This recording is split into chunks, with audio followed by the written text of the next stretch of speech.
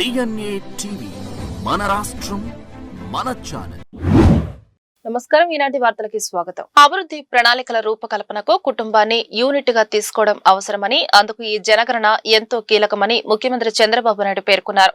పౌరులందరూ ఈ కార్యక్రమంలో భాగస్వాములై సరైన వివరాలను నమోదు చేసి విజయవంతం చేయాలని సీఎం పిలుపునిచ్చారు. రాష్ట్రంలో స్వీయ జనగణన ప్రక్రియను ముఖ్యమంత్రి నారా చంద్రబాబు నాయుడు గురువారం ప్రారంభించారు. అమరావతిలో ఆన్లైన్ పోర్టల్లో CENSUS గవర్నమెంట్ ఇన్ ద్వారా ఆయన తన కుటుంబ వివరాలను స్వయంగా నమోదు చేశారు. హౌస్ లిస్టింగ్, హౌస్ సెన్సేషన్ లో భాగంగా జరుగుతున్న ఈ ప్రక్రియలో మొత్తం 33 ప్రశ్నలు ఉంటాయని అధికారులు ఈ సందర్భంగా సీఎం కు వివరించారు. ఈ సందర్భంగా ముఖ్యమంత్రి చంద్రబాబు మాట్లాడుతూ అభివృద్ధి ప్రణాళికల రూపకల్పనకు జనగణన ఎంతో కీలకమన్నారు. రాష్ట్ర విభజన తర్వాత ఏపీలో తొలిసారిగా ఈ కార్యక్రమం జరుగుతోందని, ఇది కేవలం సమాచార సేకరణ మాత్రమే కాకుండా రాష్ట్ర అభివృద్ధికి బలమైన పునాది వేస్తుందన్నారు. ప్రజలు ఈ నెల 30 వరకు ఆన్లైన్ లో తమ ఇళ్ల వివరాలను స్వయంగా నమోదు చేసుకోవచ్చని, మే 1 నుంచి 30 వరకు ఎన్యూమరేటర్లు ఇంటింటికి వచ్చి వివరాలు సేకరిస్తారని, పౌరులందరూ ఈ కార్యక్రమంలో భాగస్వాములు కావాలని సీఎం పిలుపునిచ్చారు. ఏపీ రాజకీయాల్లో Juvvala Dinne fishing harbour చిచ్చురేపుతుంది. YCP అధినేత జగన్ పర్యటనకు కౌంటర్ గా కూటమి ప్రభుత్వం ఎదురుదాడి ప్రారంభించింది. జగన్ బతికే ఒక అరాచకం అంటూ రాష్ట్ర మంత్రి కొల్లు రవీంద్ర తీవ్రస్థాయిలో ధ్వజమెత్తారు. గొడ్డలి రాజకీయాలు తప్ప జగన్ కు అభివృద్ధి తెలియదంటూ ఘాటు వ్యాఖ్యలు చేశారు.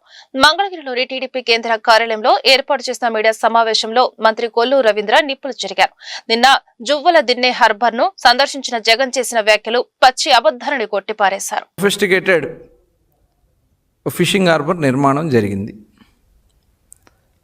దాన్ని తీసుకెళ్లి వేరే సాగర్ సొసైటీ, సాగర్ డిఫెన్స్ వాళ్ళకి ఇచ్చేస్తున్నారని చెప్పి ఒక దుష్ప్రచారం చేయడానికి, అంటే అక్కడ మత్స్యకారుల్ని రెచ్చగొట్టడానికి,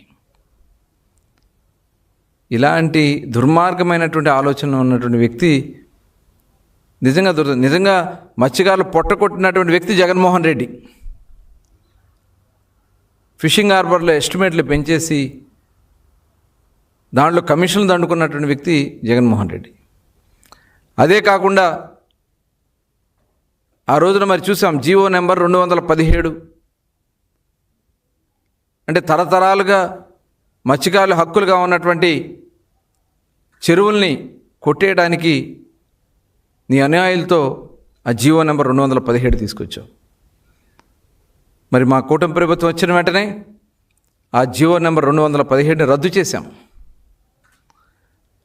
మళ్ళీ మత్స్యకారులకి ఆ భూములు చెందేలాగా చేశాం. మరి ఆ రోజున మొట్టమొదట బ్యాన్ పీరియడ్లో డబ్బులకి శ్రీకారం చుట్టింది తెలుగుదేశం. ఆనాడు గౌరవనీయులు నారా చంద్రబాబు నాయుడు గారు 50 సంవత్సరాలకి వీళ్ళు సముద్రంలో వేట చేయలేకపోతున్నారని చెప్పి 50 సంవత్సరాలకు పెన్షన్ ఇప్పించాం. వేట నిషేధ సమయంలో 4,000తో స్టార్ట్ అయ్యి ఇవాళ 20,000 రూపాయలు ఇస్తున్నాం. అలాగే ఆయిల్ సబ్సిడీ ఇస్తున్నాం. వేటకెళ్ళి చనిపోయిన దాదాపు 90 మంది చనిపోతే వాళ్ళకి 5 సంవత్సరాలు ఒక్క పైసా ఇవ్వలేదు మీరు. డెత్ సర్టిఫికెట్ల పేరుతో వాళ్ళని ఇబ్బంది పెట్టారు. ఇవాళ కూటమి ప్రభుత్వం వచ్చిన వెంటనే ఏదైతే మత్స్యకారులకు చనిపోయిన వాళ్ళకి ఇవ్వాల్సిన డబ్బులు గౌరవ వ్యవసాయ మత్స్యశాఖ మంత్రిగా ఉన్నటువంటి అచ్చెన్నాయుడు గారు ఇమ్మీడియట్గా రిలీజ్ చేసి ఇవ్వడం జరిగింది. ఇవాళ ఈ కూటమి ప్రభుత్వం ఒక చిత్తశుద్ధితో పనిచేస్తూ ఉన్నాం.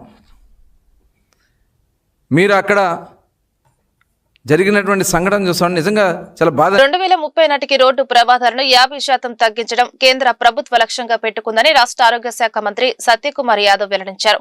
అందుకు తగ్గ ఏర్పాట్లను కేంద్ర ప్రభుత్వం ఏర్పాటు చేస్తుందని వెల్లడించారు.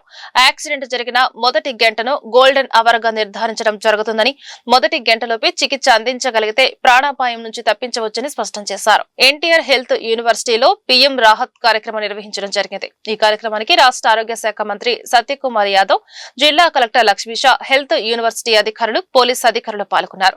ఈ సందర్భంగా మంత్రి సత్యకుమార్ యాదవ్ మాట్లాడుతూ ప్రమాదాలకు ప్రధానంగా అతివేగంగా, రాంగ్ సైడ్ డ్రైవింగ్, మద్యం సేవించి వాహనం నడపడం, మొబైల్ ఫోన్ వినియోగం కారణమవుతుందన్నారు. ప్రతి సంవత్సరం సంఘటన 8,000 మంది ప్రాణాలు కోల్పోతున్నారన్నారు. ప్రమాద బాధితులకు 1,50,000 నగదు రహిత వైద్య చికిత్స అందిస్తున్నామన్నారు. ప్రతి 100 కిలోమీటర్లకు ఒక డ్రామా సెంటర్ ఏర్పాటు చేస్తున్నామన్నారు. గత సంవత్సరం మన దేశంలో 4,61,000 యాక్సిడెంట్లు జరిగాయి. దాంట్లో 1,38,000 ఫ్యాటలిటీస్, చనిపోయారు. 1,95,000 మంది సీరియస్లీ ఇంజ్యూర్డ్. అంటే దాదాపు 30 యాక్సిడెంట్లు జరిగిన కేసుల్లో 36% ప్రాణాలు కోల్పోతున్నారు. సీరియస్లీ ఇంజ్యూర్ అయ్యి అంగవైకల్యంతోనే ఇతర వాటితో బాధపడుతున్నారు. అదేవిధంగా ఆంధ్రప్రదేశ్ చూస్తే ఆ స్టాటిస్టిక్స్ ప్రకారం 18,000 చిల్లర యాక్సిడెంట్లు జరిగితే దాంట్లో 8,300 చిల్లర చనిపోయారు. అంటే almost 45% deaths happened in Andhra Pradesh. 45%. అదేవిధంగా వీళ్ళ వాళ్ళు సీరియస్లీ ఇంజూర్. ఒక వ్యక్తి ప్రాణం పోతే దాని బాధ ఎంతో ఆ కుటుంబ సభ్యులకు తెలుస్తుంది. బ్రెడ్ విన్నర్ అయితే ఆ కుటుంబం ఆర్థికంగా చిరిగిపోతుంది, వాళ్ళ పిల్లల భవిష్యత్తు కూడా అగమ్య గోచరంగా అవుతుంది. ఇటువంటి పరిస్థితుల్లో ముందుగా మనం దృష్టి పెట్టాల్సింది యాక్సిడెంట్ జరగకుండా తీసుకోవాల్సిన నిర్ణయాలు. ఇప్పుడు చేశాం, యాక్సిడెంట్ కావాల్సిన ఎన్నో కారణాలు చెప్పారు. ఆపోజిట్ డైరెక్షన్లో పోవచ్చు, డ్రంక్ అండ్ డ్రైవ్ కావచ్చు, లేకుంటే ఇక్కడ బ్లైండ్ స్పాట్స్ ఉండొచ్చు. రకరకాల కారణాల వల్ల ఇవాళ కొత్త హైవేలు రావడం, ఇన్ఫ్రాస్ట్రక్చర్లో మెరుగుదల కారణంగా స్పీడింగ్ పెరగడం, రకరకాల కారణాలు ఉన్నాయి. ఒకవైపు చూస్తుంటే చాలా చోట్ల డివైడర్ పై నుంచి వచ్చి ఆటో సడన్గా రోడ్ మీదకి వచ్చేస్తుంది. ఎక్కడి నుంచో లేదా పశువులు వస్తుంటాయి, లేదా అటువైపు రోడ్లో వెళ్తుంటే ఇటువైపు నుంచి ట్రక్ వెళ్ళి అటువైపు కొడుతుంది. మనం కీసరా టోల్గేట్ దగ్గర చూసాం. అతని బాధ్యత అడ్వకేట్ వెళ్తుంటే ఆ ట్రక్ వచ్చి దీనికి వచ్చి దాని అక్కడెక్కడ చెప్తారు. అనేక రకాల హ్యూమన్ ఎర్రర్స్తో మరణాలు సంభవిస్తే దాన్ని మనం ఏం కాపాడలేము. అది దేవుడు ఆ రకంగా రాశాడని అనుకోవచ్చు. కానీ చాలా వరకు మనం యాక్సిడెంట్ ఆపడానికి అవకాశం ఉంది. ప్రధానంగా యాక్సిడెంట్ అయిన తర్వాత ఆసుపత్రికి వస్తే సరైన వైద్యం చికిత్స అందించడం మా పని. కానీ యాక్సిడెంట్ జరగకుండా కాపాడాల్సింది మాత్రం ఖచ్చితంగా ట్రాన్స్పోర్ట్ డిపార్ట్మెంట్, పోలీస్ డిపార్ట్మెంట్. అందుకనే ఈ సమన్వయంలో అందరం we should all work in tandem. ఆ దిశగా ఎండనక వాననక నిరంతరం రోడ్లపై ఉంటూ ట్రాఫిక్ క్రమబద్ధీకరించే పోలీసుల సేవలు వెలకెట్టలేనివని విజయవాడ నగర పోలీస్ కమిషనర్ ఎస్వి రాజశేఖర బాబు కొనియాడారు. ట్రాఫిక్ సిబ్బందికి పలు స్వచ్ఛంద సంస్థల సహకారంతో కిట్లు పంపిణీ చేయడం ఆహ్వానించదగ్గ విషయమని వెల్లడించారు. ట్రాఫిక్ పోలీసులకు సమ్మర్ కిట్లను పంపిణీ కార్యక్రమం పోలీస్ కమిషనరేట్ లో కాన్ఫరెన్స్ హాల్లో నిర్వహించడం జరిగింది. ఈ కార్యక్రమానికి ముఖ్య అతిథిగా సిపి ఎస్వి రాజశేఖర బాబు పాల్గొన్నారు. ఈ కార్యక్రమంలో దాతలను శాల్వాతో సత్కరించి షీల్డ్లను అందజేశారు. అనంతరం సంబంధికి సమ్మర్ కిట్లను అందజేశారు. ఈ సందర్భంగా సిపి రాజశేఖర బాబు మాట్లాడుతూ ప్రజలు ట్రాఫిక్ పోలీసుల పట్ల చూపే ప్రేమ, అభిమానం వారిలో బాధ్యతను పెంచుతుందని, మరింత ఉత్సాహంగా పనిచేసేలా ప్రేరేపిస్తుందని అన్నారు. పోలీస్ శాఖ పనితీరును ప్రజలు ప్రధానంగా ట్రాఫిక్ పోలీసుల ద్వారానే అంచనా వేస్తారని, అందుకే క్షేత్రస్థాయిలో వారు పారదర్శకంగా, అవినీతి రహితంగా పనిచేయాలన్నారు.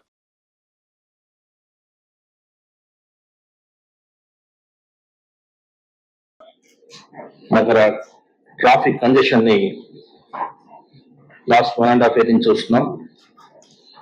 అక్టోబర్ 2024 నాకు బాగా గుర్తు. అస్త్రం అనే అప్లికేషన్ ని మనం అక్టోబర్ 2024లో, ఎందుకంటే సెప్టెంబర్లో మనకు ఫ్లెక్స్ ఉన్నాయి. సో అక్టోబర్లో మనం స్టార్ట్ చేసాం. అక్టోబర్ నవంబర్లో ట్రాఫిక్ కంజెషన్ 96 కిలోమీటర్స్ ఉండేది. 96 కిలోమీటర్స్ ని ఈరోజు లాస్ట్ మంత్ మార్చి 2026లో కేవలం 27 కిలోమీటర్లకి ట్రాఫిక్ కంజెషన్ తెచ్చారంటే చాలా ఇంటర్వెన్షన్స్, చాలా అద్భుతంగా ట్రాఫిక్ విభాగం ఏదైతే మనం అనుకున్నామో లక్ష్యాలకు అనుగుణంగా వారు తమ ఉద్యోగం చేస్తారని చెప్పేసి దీని గురించి చెప్పాలి. ఎందుకంటే మనం ట్రాఫిక్ కంజెషన్ అనేది క్వాంటిఫై చేయాలని ఆ రోజు మనం 2024 అక్టోబర్లో అనుకుని ట్రాఫిక్ బాగుందా లేదా, ట్రాఫిక్ జామ్స్ జరుగుతున్నాయా లేదా అంటే దానికి ఒక కొలమానం వచ్చేసి ట్రాఫిక్ కంజెషన్ అనేది ఒక కొలమానం. సో అప్పుడే మనకు ఈ ఏఐ టూల్, అస్త్రం అనే ఏఐ టూల్ మనకు ఆ రోజు మన అమలు పదంలో చేర్చుకొని మనం స్టార్ట్ చేసాము. తర్వాత దాని మీద చాలా ఒక యజ్ఞం చేశాం. అస్త్రం అంటే ఈ రోజు బెంగళూరులో కూడా అస్త్రం టూల్ ఉంది. బట్ డెఫినెట్ గా మనం ఎన్టీఆర్ పోలీస్ కమిషనరేట్ లో మనం దాన్ని బ్రహ్మాండంగా అడాప్ట్ చేస్తున్నాం. సో దానికి నేను చాలా సంతోషం వ్యక్తం చేస్తున్నాను.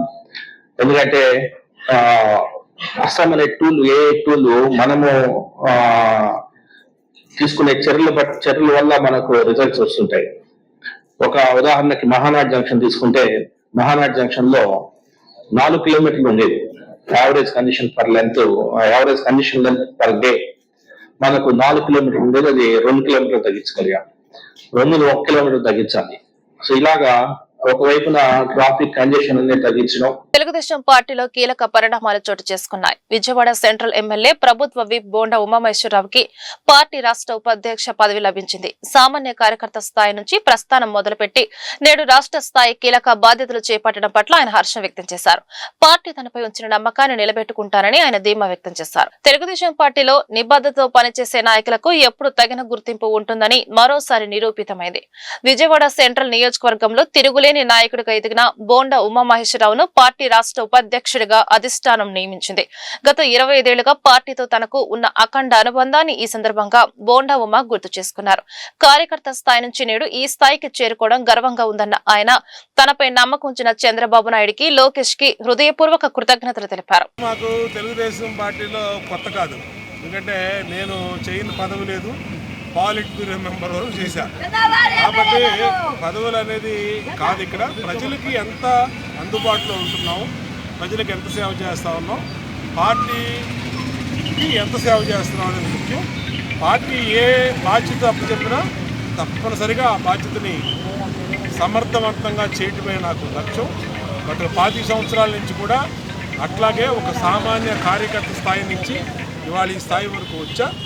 హృదయపూర్వకంగా అధిష్టానాన్ని కృతజ్ఞతలు కూడా తెలియజేస్తాం.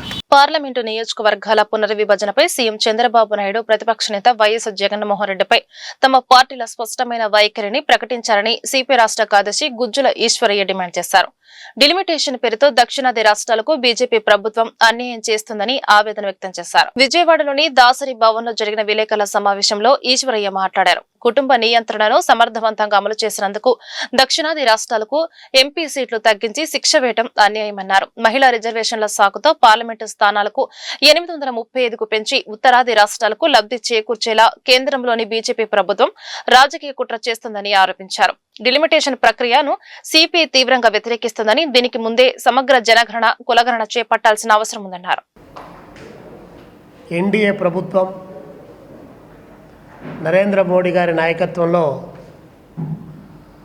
3 రోజుల పాటు పార్లమెంటు ప్రత్యేక సమావేశాలు నిర్వహించి ఈ పార్లమెంటు సమావేశాల్లో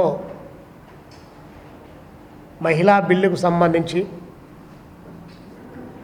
నియోజకవర్గాల పునర్విభజనకు సంబంధించినటువంటి బిల్లులు ఆమోదింపజేసుకోవడానికి పార్లమెంటు సమావేశాన్ని ఏర్పాటు చేస్తూ ఉన్నారు.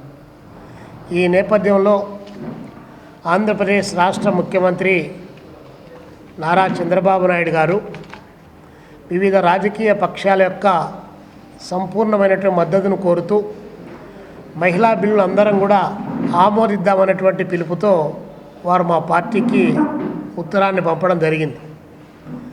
అయితే మేము మహిళా బిల్లుకు సంబంధించినటువంటి విషయంలో మేము ఏమాత్రం కూడా వ్యతిరేకం కాదు. మహిళా బిల్లును ఇంప్లిమెంట్ చేయమని చెప్పి మేము అనేక దశల్లో డిమాండ్ చేసేట్టు వాళ్ళం. అసలు భారత కమ్యూనిస్ట్ పార్టీ సిపిఐ ఉమ్మడి కమ్యూనిస్టు పార్టీగానే పార్లమెంటుల్లో, చట్టసభల్లో మహిళలకు రిజర్వేషన్ కావాలని చెప్పి డిమాండ్ చేసినటువంటి పార్టీ కమ్యూనిస్ట్ పార్టీ. 1952 నుంచి 1966 వరకు శ్రీమతి రేణుకా చక్రవర్తి గారు 3 సార్లు పార్లమెంట్ సభ్యురాలుగా ఉన్నటువంటి సందర్భంలో పార్లమెంట్లో ఈ అంశంపై రైజ్ చేసి మహిళా సాధికారత కోసం వారు పార్లమెంటు వేదికగా ఆ రోజు ఉన్నటువంటి ప్రభుత్వాలపైన పోరాటం చేశారు. వారి తర్వాత 7 సార్లు పార్లమెంటు సభ్యురాలుగా ఉన్నటువంటి శ్రీమతి సిపిఐ ఎంపీ గారు గీతా ముఖర్జీ గారు దీనిపైన చాలా పెద్ద ఎత్తున పోరాటం చేసి నాడున్నటువంటి రాజకీయ పార్టీలన్నిటినీ కూడా పార్లమెంట్లో ఒప్పించడానికి కావాల్సినటువంటి ప్రయత్నం చేసి పోరాటం చేస్తే వారి నేతృత్వంలోనే మహిళా బిల్లుకు సంబంధించి గ్రేటర్ విజయవాడ అంశంపై ప్రభుత్వం కేవలం ప్రకటనలకే పరిమితమైందని సిపి జిల్లా కార్యదర్శి దోనేపూడి శంకర్ విమర్శించారు. కూటమి ప్రభుత్వం అధికారంలోకి వచ్చి 2 ఏళ్లైనా నగర అభివృద్ధికి ₹1 కూడా కేటాయించలేదని మండిపడ్డారు. గురువారం హనుమాన్పేటలోని దాసరి భవన్లో జరిగిన విలేకరుల సమావేశంలో దోనేపూడి శంకర్ మాట్లాడుతూ అమరావతిలో ఆకాశ హర్మియాలు నిర్మిస్తూ విజయవాడను ఒక దిష్టి బొమ్మలా మారుస్తున్నారన్నారు. కొండపల్లి నుంచి గన్నవరం వరకు గ్రేటర్ విజయవాడగా రూపాంతరం చెందాల్సిన అవసరం ఉందన్నారు. పురమిత్ర బిల్లు పేరుతో వసూలు చేస్తున్న పనులను ఇతర పథకాలకు మళ్లిస్తున్నారని, బుడమేరు ప్రక్షాళనకు నిధులు లేవని, గన్నవరం ఎయిర్పోర్ట్, రైల్వే స్టేషన్ అభివృద్ధిపై స్పష్టత లేదన్నారు. ప్రభుత్వం ఇప్పటికైనా స్పందించి గ్రేటర్ విజయవాడపై చట్టబద్దమైన నిర్ణయం తీసుకోకపోతే మాజీ మేయర్లు, కార్పొరేటర్లతో కలిసి రౌండ్ టేబుల్ సమావేశం ఏర్పాటు చేస్తామని, నగర అభివృద్ధి కోసం పోరాటాన్ని ఉధృతం చేస్తామని హెచ్చరించారు. స్థానిక సంస్థల సంక్షేమమే మా లక్ష్యమని చెప్పి స్థానిక సంస్థలు పరిఢవిల్లాలి అంటే, స్థానిక సంస్థల యొక్క అభివృద్ధి శరవేగంతో జరగాలి అంటే 73, 74వ రాజ్యాంగ సవరణని అమలు చేసేటువంటి బాధ్యత పాలకులపైన ఉన్నది. 2 సంవత్సరాల కాలం గడిచింది కూటమి ప్రభుత్వం వచ్చి, ₹1 నయా పైసా కూడా విజయవాడ నగరపాలక సంస్థకు కేటాయించాల. ₹1 కూడా 15th ఫైనాన్స్ కమిషన్ నిధులు తప్పనిచ్చి ₹1 కూడా చెల్లించినటువంటి పరిస్థితి ఉన్నది. ఈ రోజున కార్పొరేషన్ల పదవీ కాలం ముగిసింది. ఎన్నో ఏళ్లుగా 2010 నుంచి అందని ద్రాక్ష పండులాగా ఉన్నటువంటి గ్రేటర్ విజయవాడ అంశం ఇవాళ తెర ముందుకు వచ్చింది. దీని నినాదాన్ని లేవదీసిద్దే ప్రారంభంలో చంద్రబాబు నాయుడు గారు.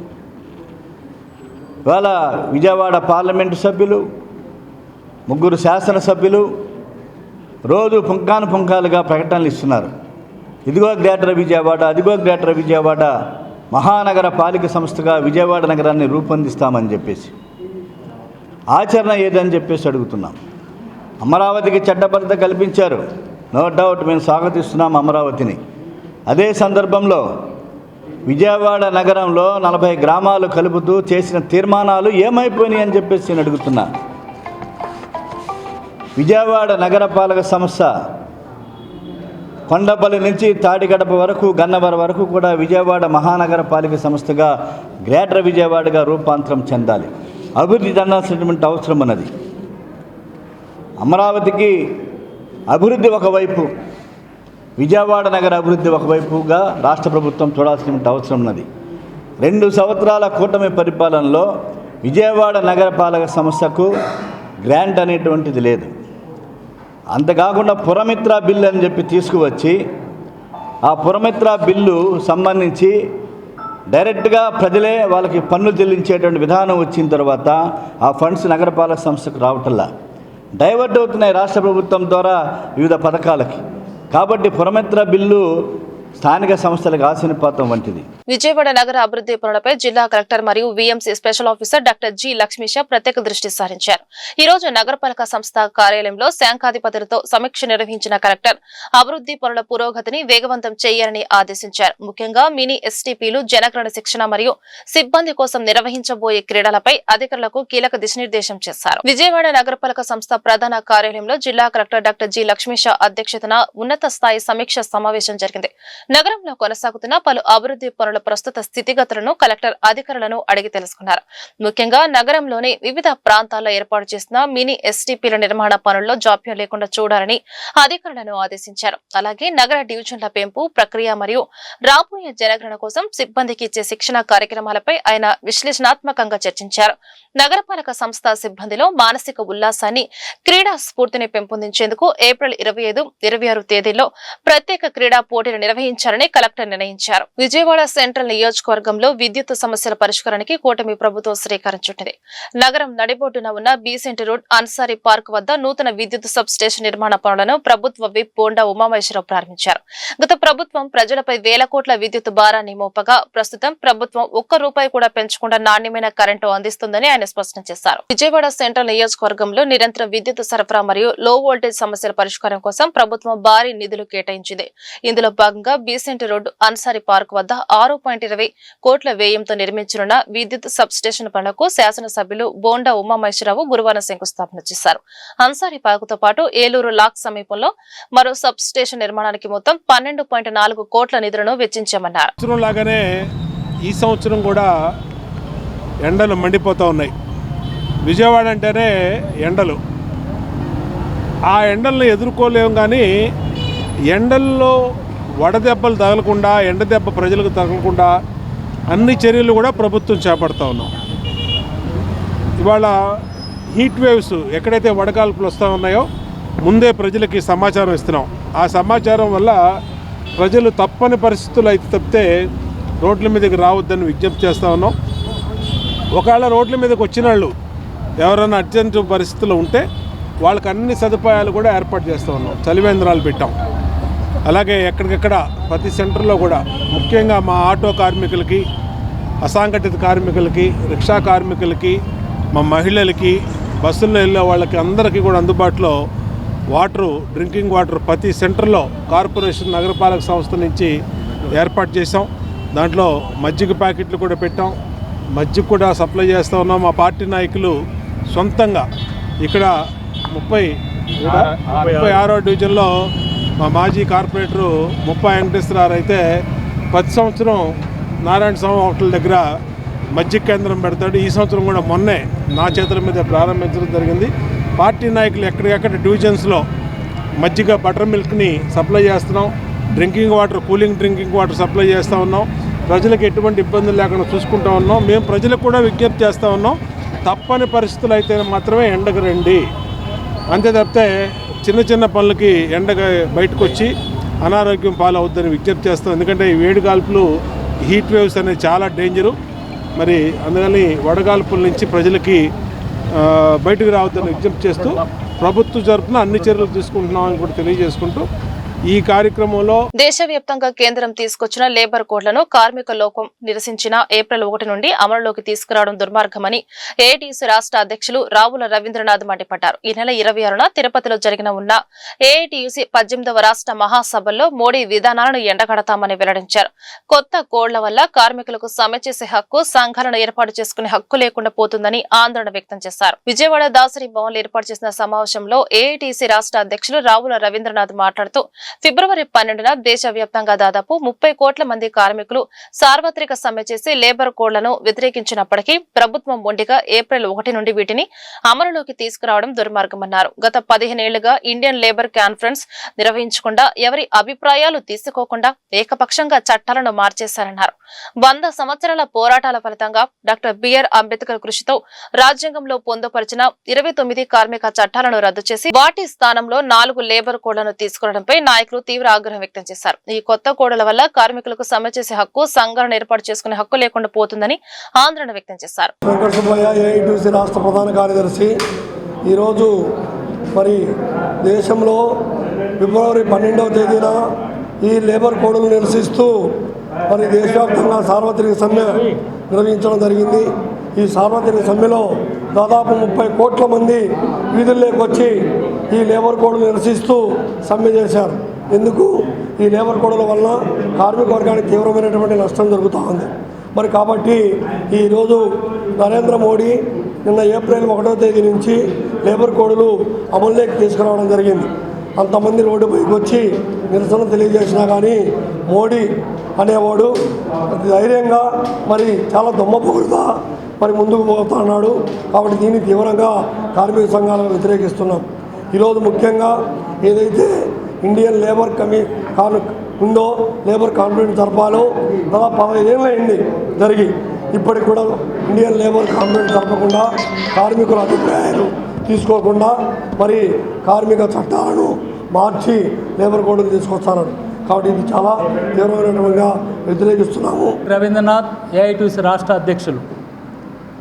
ఏఐటీసీ రాష్ట్ర 18వ మహాసభలు ఈ నెల 26, 27, 28 తేదీల్లో తిరుపతి నగరంలో పెద్ద ఎత్తున జరగబోతూ ఉంది. 26వ తేదీన రాష్ట్ర నలుమూల నుండి వచ్చేటటువంటి వేలాది మంది కార్మిక వర్గం సమస్యలపైన కథం దక్కిపోతూ ఉన్నారు. ప్రదర్శన జరుగుతూ ఉంది. ప్రదర్శనలో ఏఐటీసీ రాష్ట్ర బహిరంగ సభలో ఏఐటీసీ రాష్ట్ర ప్రధాన కార్యదర్శి శ్రీమతి అమర్జిత్ కౌర్ గారు పాల్గొనబోతూ ఉన్నారు. అదేవిధంగా 27, 28 తేదీల్లో ప్రతినిధుల మహాసభ అంటే రాష్ట్ర నలుమూలల నుండి ఎన్నికైనటువంటి 550 మంది ప్రతినిధులు. ఈ ప్రతినిధుల్లో పబ్లిక్ సెక్టార్లో అటు విశాఖ స్టీల్ ప్లాంట్ నుండి, అదేవిధంగా పోర్టు నుండి, బిహెచ్పివిల నుండి, ఆర్టీసీ నుండి, ఇండియన్ ఆయిల్ కార్పొరేషన్ నుండి, అదే ఆర్మీ నుండి, ఇట్లా ఈ విధమైనటువంటి పబ్లిక్ సెక్టార్ ఎన్నికైనటువంటి ప్రతినిధులు వాళ్ళు, అదేవిధంగా జిల్లా స్థాయిలలో ఉన్నటువంటి ప్రతినిధులు, అనార్గనైజ్డ్ సెక్టర్లో పనిచేస్తున్నటువంటి ప్రతినిధులు, వీళ్ళందరితో కూడినటువంటి 550 మంది ప్రతినిధుల కాన్ఫరెన్సు రేపు 26, 28 తేదీలో జరగబోతున్నాయి. విజయవాడలో ఎన్సీపీ పార్టీ ఎన్డీఏ మహాకూటమి కార్యకలాపాలు ఊపందుకున్నాయి. గాంధీనగర్ ప్రెస్ క్లబ్ వేదికగా జరిగిన కార్యక్రమంలో ఎన్వైసీ ఎన్టీఆర్ జిల్లా అధ్యక్షులుగా కూరపాటి నాగరాజు ప్రమాణ స్వీకారం చేశారు. పార్టీని గ్రామ స్థాయి నుంచి బలోపేతం చేయడమే లక్ష్యంగా కొత్త కార్యవర్గ బాధ్యతలు చేపట్టింది. ఈ కార్యక్రమానికి పార్టీ కీలక నేతలు హాజరై ప్రజాపక్షాన పోరాడాలని పిలుపునిచ్చారు. విజయవాడ గాంధీనగర్ ప్రెస్ క్లబ్ వేదికగా ఎన్సీపీ పార్టీ ఎన్డీఏ మహాకూటమి ఎన్వైసీ నూతన కార్యవర్గ ప్రమాణం స్వీకారోత్సవం అత్యంత ఉత్సాహంగా జరిగింది. ఈ కార్యక్రమానికి ఆంధ్రప్రదేశ్, ఒడిశా రాష్ట్రాల ఇన్ఛార్జ్ మరియు తెలంగాణ రాష్ట్ర అధ్యక్షులు మద్దిశెట్టి సామేలు ముఖ్య అతిథిగా హాజరయ్యారు. ఈ సందర్భంగా ఆయన మాట్లాడుతూ ఎన్టీఆర్ జిల్లా అధ్యక్షుడిగా బాధ్యతలు చేపట్టిన కూరపాటి నాగరాజుతో పాటు మరో 42 మంది సభ్యులతో కూడిన కమిటీ ఇకపై జిల్లాలో పార్టీ గళాన్ని వినిపిస్తుందని తెలిపారు. జాతీయ స్థాయిలో మహారాష్ట్ర ఉప ముఖ్యమంత్రి సునీత్రా పవార్ నాయకత్వంలో ఎన్సీపీ పార్టీ బలంగా ఉందని, అదే స్ఫూర్తితో ఆంధ్రప్రదేశ్ లో కూడా పార్టీని తిరుగులేని శక్తిగా తీర్చిదిద్దుతామని ధీమా వ్యక్తం చేశారు. పార్టీ ఎన్డీఏ మహాకూటమి ఎన్వైసీకి ఆంధ్రప్రదేశ్ రాష్ట్ర ఇన్ఛార్జిగా, తెలంగాణ స్టేట్ ఇన్ఛార్జిగా, ఒరిస్సా స్టేట్ ఇన్ఛార్జిగా, జాతీయ కార్యవర్గ సభ్యునిగా పార్టీ పదవిలో కొనసాగుతున్నాను. ఈరోజు ఆంధ్రప్రదేశ్కు సంబంధించి ఎన్టీఆర్ జిల్లా అధ్యక్షులుగా కూరపాటి నాగరాజు గారు ఛార్జీ తీసుకుంటున్నారు. కాబట్టి ఈరోజు నేను ఇక్కడ ప్రెస్ క్లబ్లోకి రావడం జరిగింది. కూరపాటి నాగరాజు గారితో పాటు ఇంకా మొత్తం 42 మంది కమిటీ బాధ్యతలు స్వీకరిస్తున్నారు ఈరోజు. దీనికి వారికి బాధ్యతలు ఇవ్వడానికి ఈరోజు నేను ఇక్కడికి రావడం జరిగింది. ఎన్సీపీ పార్టీ అనేది ఎన్డీఏ మహాకూటమిలో భారతీయ జనతా పార్టీ అలయన్స్లో ఉన్నటువంటి ఎన్డీఏలో ఉన్నటువంటి పార్టీ. దీనికి జాతీయ అధ్యక్షురాలుగా సునీత్రా పవార్ గారు, మహారాష్ట్ర ఉప ముఖ్యమంత్రి వర్యులు సునీత్రా పవార్ గారు ఉన్నారు. ఎన్వైసీకి సంబంధించి ఎన్సీపీ పార్టీ ఎన్వైసీకి సంబంధించి జాతీయ అధ్యక్షులుగా ధీరజ్ శర్మ గారు ఉన్నారు. వారితో పాటు యువ నాయకులు మొన్ననే రాజ్యసభ ఎంపీగా బాధ్యతలు స్వీకరించినటువంటి పార్థు పవార్ గారు బాధ్యతల్లో ఉన్నారు. మొత్తం ఎన్సీపీ పార్టీకి 53 మంది ఎమ్మెల్యేలు ఉన్నారు. 4 రాజ్యసభ సభ్యులు, డిప్యూటీ సీఎంగా మేడం గారు కొనసాగుతున్నారు. ప్రజెంటు భారతీయ జనతా పార్టీ అలయన్స్లో ఉన్నటువంటి పార్టీ కాబట్టి ఈరోజు ఆంధ్రప్రదేశ్లో కూడా కేవలం ప్రజా సమస్యల మీద పార్టీని ముందుకు తీసుకెళ్లేందుకు ఈరోజు నాగరాజు గారికి, కూరపాటి నాగరాజు గారికి పార్టీ తరఫున జిల్లా అధ్యక్ష పదవి ఇస్తూ వారితో పాటు పేరు కూరపాటి నాగరాజు. నేను ఎన్సీపీ పార్టీకి జిల్లా అధ్యక్షుడిగా ఎన్నిక చేశారు నన్ను. నేను ఈ ఎన్సీపీ పార్టీకి అభినందన తెలియజేసుకుంటూ దీనికి సంబంధించిన దాంట్లోంతవరకు న్యాయపరంగా జనాలకు పోరాటం చేస్తూ వాళ్ళకి కావాల్సిన సమస్యల మీద తీసుకెళ్తూ ముందుకు ఆ పార్టీని ఇక్కడ ఆంధ్రప్రదేశ్లోని నిలబెట్టడానికి మేము ప్రయత్నిస్తాం. అలాగే మా కమిటీ సభ్యులందరూ కూడాను ఈ ఆంధ్రప్రదేశ్లోని మా ఎన్సీపీ పార్టీని గెలిపించుకొని ఈ ప్రజానికానికి సేవ చేయడానికి ముందుకు వచ్చాం. ధన్యవాదాలు మీడియా మిత్రులు. ఈ వార్తలు ఇంతటితో సమాప్తం. నమస్కారం.